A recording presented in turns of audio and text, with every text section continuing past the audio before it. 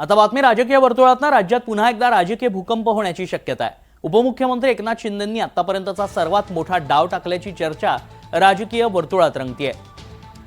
उपमुख्यमंत्री एकनाथ शिंदेंनी ठाकरे सेनेच्या 8 खासदारांची गुप्त बैठक घेतल्याची चर्चा आहे। उपमुख्यमंत्री एकनाथ शिंदे ऑपरेशन टायगर राबवणार असल्याची माहिती मिळतेय। त्यानंतर शिंदे हे दरेगाव या आपल्या मूळ गावी मुक्कामी पोहोचलेत।